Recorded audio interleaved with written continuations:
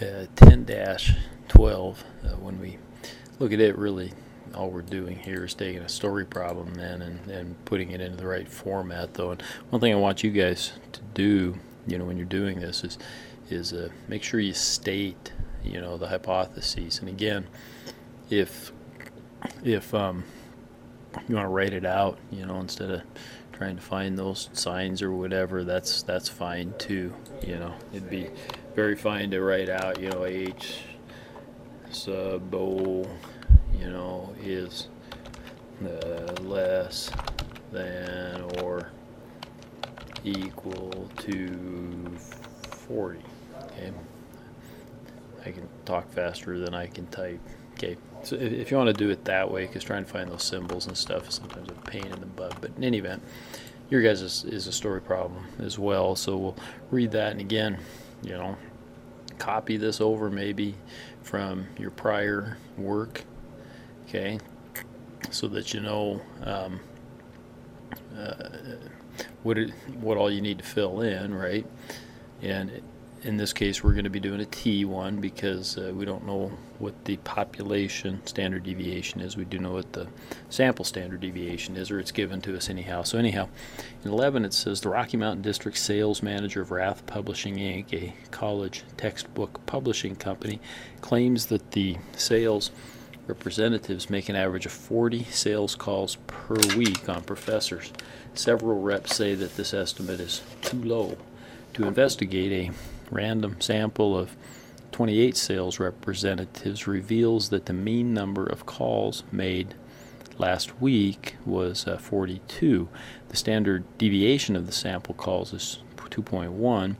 Using the 0.05 significance level, can we conclude that the mean number of calls per salesperson per week is more than 40? And again, for me, it's easier than to say, to first put in what my alternate hypothesis is, right? Because it's saying, can we conclude that it's more than 40? And so the alternate hypothesis is that H sub 1 is that mu is greater than 40, and the null hypothesis is that it is less than or equal to 40.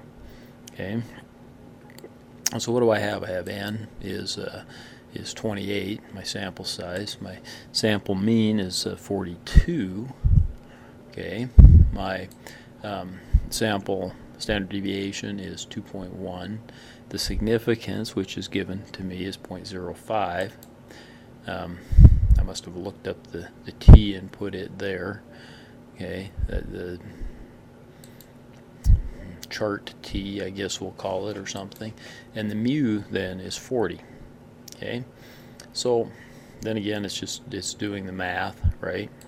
And my, like it was before, my mean 42 minus my 40, okay, is equal to 2, and my standard deviation, right, 2.1 divided by the square root of 28 works out to be this.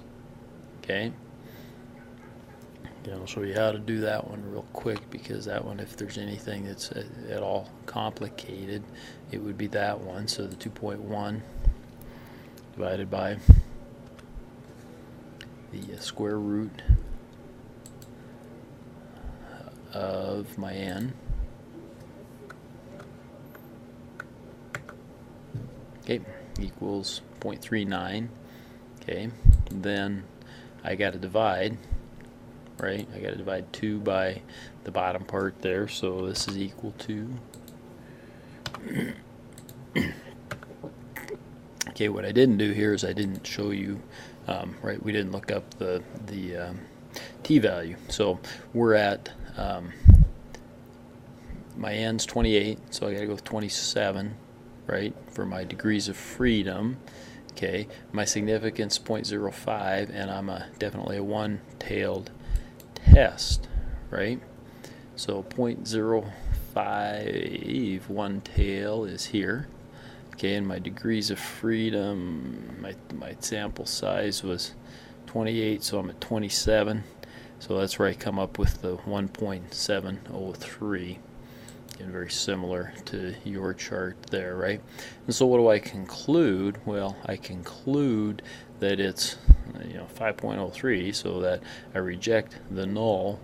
The average number of calls is likely greater than 40. So there you have it for 10-12.